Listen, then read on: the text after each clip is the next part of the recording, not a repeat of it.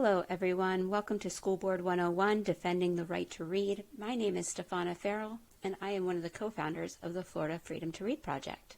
Thank you so much for taking an interest in speaking up in front of your school board. Let's get into it.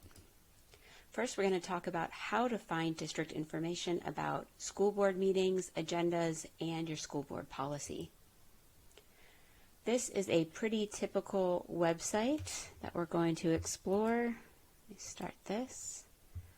So the first thing you will want to look for on your school's website is information on the school board. Once you click through to that site, you will be looking for either board docs or a meeting and agenda link.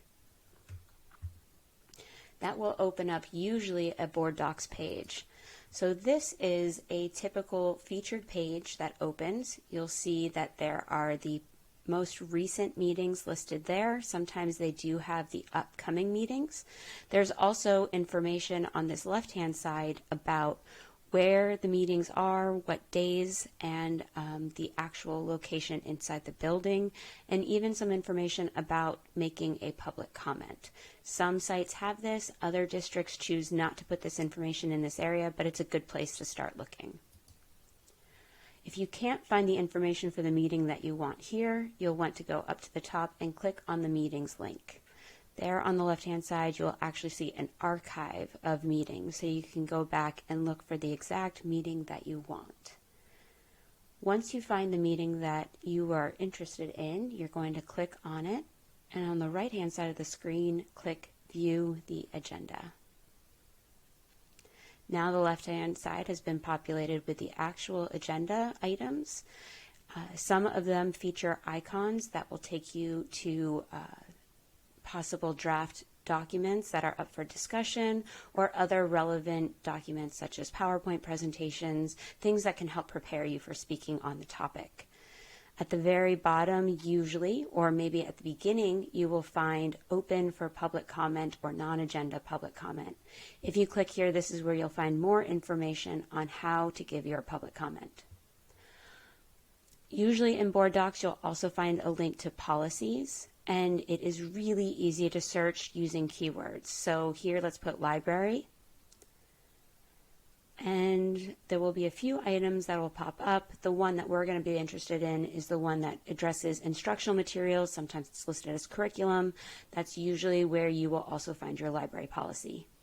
It will populate on the side. Sometimes there's full text. Other times you'll need to open up the PDF. So that is how to work your way through board docs. There are some other districts that will not use board docs. However, the chances are high you can still find all the information on your district's website under school board information. If you're having trouble finding it, use the search feature, usually in the top right corner of the site.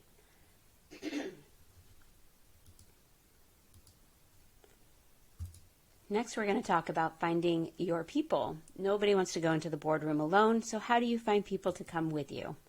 Well, the first place to look, ask your friends or parents of your kids' friends. Most likely there will be other interested parties that want to defend the right to read. If you're not having luck that way, first, before you form your own group, look to see if Facebook already has a group listed. For instance, with our group, if you search Florida and Freedom to Read, you will see our group come up in the search. You can start by searching your district specifically. Look for other teachers, support our schools. Those types of groups will help you bring up relevant groups. Check with your local PTA and PTO groups if you haven't found something on social media. There may be committees already formed within there that are interested in defending the right to read in schools. You can also look for chapters of organizations that focus on inclusion. PFLAG, the NAACP are excellent national examples. Locally, you might have a youth organization or other minority relevant organizations that would be interested in joining you. Speak to local media specialists and librarians. They are parents too. They also have a lot of the important information that you will need about your district and your policies. So that is a great place to start. And if you can't get to your local media specialist, reach out to your local education unions as well. Teachers and media educators usually have their own organizations. And as we said before, they're parents and are closely connected to other parents in the school district, so they might be able to support you and increase people that will speak to defend the right to read. Once you have your people, you're going to want to organize a meetup that is outside of the school board. Either getting coffee if you have a morning school board meeting before the meeting, or a happy hour after an evening school board meeting is a great place to start. A band book club, supply drive, unrelated fun activities, bowling, hiking, crafting, whatever you think your group is going to enjoy, find a way to make it social outside of what could be a very long or tedious meeting. Next, we're going to move on to talking points so that you're well prepared to go up in front of the school board. The first thing we need to address is pornography. Unfortunately, the term is going to come up. We do not want pornography in our schools. We advocate for the careful consideration of an entire literary work via a committee review before it is removed from student access. Making a quick judgment on a book based on excerpts taken out of context is unfair, and its removal could be unconstitutional. What we want is our students' First Amendment rights to be just as important as the censor's right to object to the materials.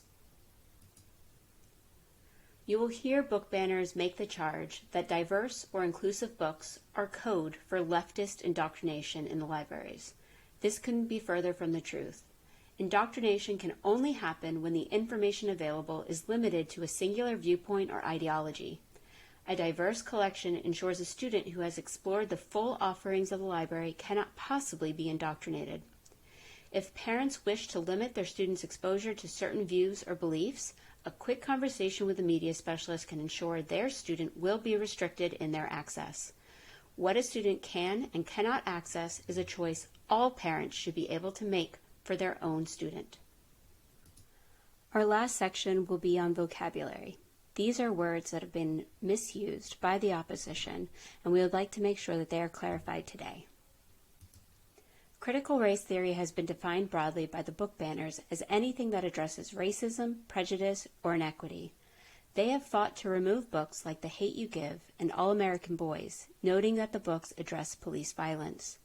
They have also charged biographical picture books about historical figures like When Wilma Rudolph Plays Basketball and The Life of Rosa Parks as being out of compliance with anti-CRT laws. None of these books are CRT, and our children deserve to have access to books that are mirrors or windows into the lived experiences of others. Social emotional learning was added into curriculum as a way to engage learners, reduce bullying, and better prepare students emotionally for adulthood. As it applies to the library collection development, books that allow a student to feel and show empathy for a character unlike themselves are important to the overall development and success of the learner. Diversity, equity, and inclusion have been co-opted by the book banners to mean that woke ideology is being hidden in our classrooms and libraries. These terms are important to the development of a library collection because it means that the needs of all students are being considered when selecting titles for the shelves.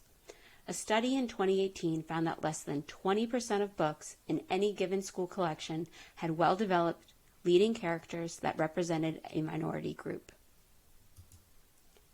And last but not least, it's probably likely that you've heard the term gender ideology being thrown around. Well, it shouldn't be considered ideological to honor someone's identity in a way that makes them feel seen and affirmed. When it comes to providing books that make all K-12 students feel supported and included, we must not let the removals or restrictions on picture and middle grade books go unchallenged. There are plenty of students in the primary grades that have come to realize that they may identify differently than their birth sex.